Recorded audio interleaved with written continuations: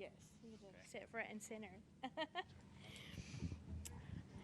All right, now we've been joined by our Busch Light pole winner for this weekend's Bank of America Roval 400, which is Tyler Reddick, driver of the number 45 Toyota for 2311 Racing. Tyler, congratulations on that pole win, coming at a good time headed into this weekend. Tell us a little bit about your team's outlook heading into tomorrow's race. Yeah, this is what we needed to do. We had hoped and put a lot of effort in as all the playoff teams do into this race. And what would be, I think for the most part, this is as good as outcome for the 45 as possible, right? And Bubba had a solid day as well. I know he obviously wanted to qualify a little better in the second round, but when you look at what both of us need to do tomorrow to hopefully get both of our cars in, we're taking the right steps in that direction. All right, we'll now go to questions for Tyler. If you have one, raise your hand. We'll work to get a mic to you. And who would like to kick us off with a question? All right, we'll start with Zach there in the corner. Zach Sterniolo, NASCAR.com. Tyler, with you on the pole, Bubba obviously qualifying as well as he did. RFK back around the 19th, 20th spots. How conscious will you be of what RFK is doing throughout the course of this race, and the 6 car specifically, knowing now that you have such an advantage on track position to start this race? I mean, maybe, Billy could probably talk to you better about that than I could. For me, my job's really simple, right? It's go out there and try to put together the best lap possible in practice, get a read on the car, and see how it does in the long run, right? And then from there, it's getting a game plan for qualifying. So for me, no matter how the race plays out, right, it's pretty simple for me. I just go out there and try and nail every corner, nail every lap, and if I have a mistake, minimize the time loss. I think that's really all I got to focus on, right? Those are the things that Billy, my team, the other teams, they're going to be working on. Either depending, no matter what strategy we go with, right, my job doesn't change, so why even worry about it? I'm just going to go out there and do laps and try to keep the tires on it, try to stay out of trouble. It's pretty straightforward for me, honestly. It also seems like you've had a good bit of confidence coming into this week. Where does that stem from, and why do you feel like this 45 team is where you need it to be to advance to the round of 8? Yeah, I mean, it's been there all year. We saw it. I noticed it right away at the beginning of the year going over to Toyota. Obviously, like I said, they weren't happy with their road course performance last year, and we made some huge improvements on that. And, I mean, it started off great at COTA, right? So, for me, we got the speed. The teams have been working great. Everyone at TRD, our alliance with Joe Gibbs Racing, everyone's doing a great job right now. And week in and week out, the cars have a lot of speed. So that for me is what's been great to see.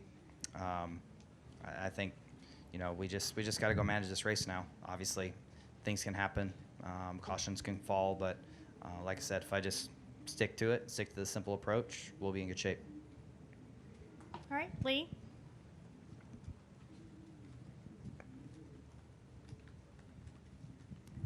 Lee Spencer, catchfence.com. Just curious about stage points. Are they critical tomorrow? I mean, is that, short of a win? I mean, do you just sit there and try to bank as much as possible just in case something happens that's out of your control? Yeah, I mean, that is a scenario, right? Like I said, I'm going to kind of leave that up to Billy and the team, but certainly we've seen it, right? You look at last year's race. It was going to end a lot differently on points right before that caution came out, and then it really changed a lot of things for a lot of drivers and teams. So, yeah, I'm going to leave that up to them. I think, I'll leave that up to those guys. I'm not really sticking into that. I'm staying in my lane, right? Figuring out what I can improve as a driver, what I can, where I can be more consistent, where can I take some less risks maybe. Honestly, I'm leaving it up to them for the most part. All right, any final questions? Okay, we'll go to Dustin.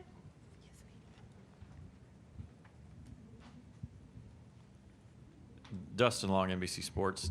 Tyler, with this restart zone, and I'm curious because it comes in a chicane and everybody says it'll spread the field out. Does this give you, as the leader, more options or more opportunity to kind of pull further ahead of people further behind, not just the next row, but row 5, 7, 8, and just kind of further stretch out the field to where you have, in essence, fewer cars to kind of worry about as opposed to a 1.5 mile or a short track? I think up front, it should, right? When you look at Indy, obviously the conditions at Chicago played a factor into that. But, yeah, with the different restart zones, you know, it's more you're worrying about 1, maybe 2 cars, not like 10 trying to fill the space of 2. So that's the expectation, right?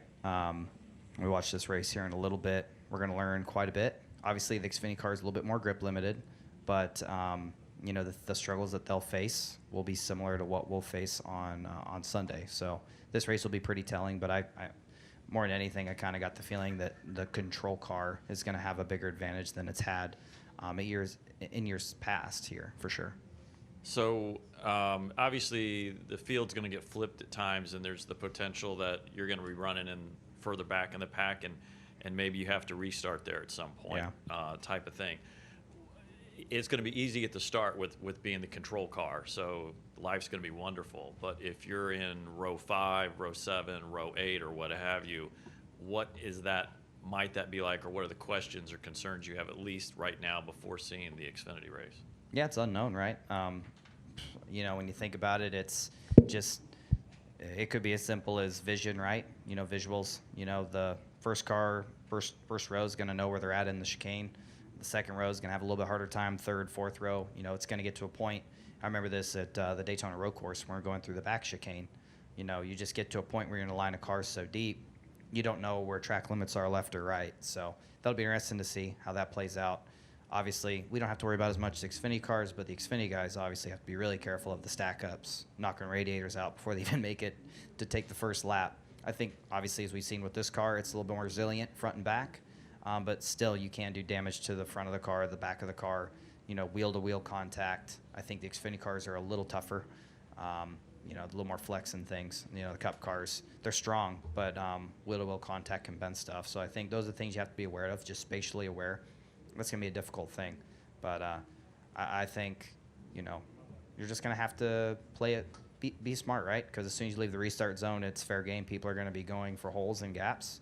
So, yeah, just going into it with an open mind as a spectator today to see how this plays out to give me some insight in tomorrow's race. All right. Any final questions? All right, Tyler, best of luck tomorrow. Appreciate you spending some time with us. All right. Thanks, guys.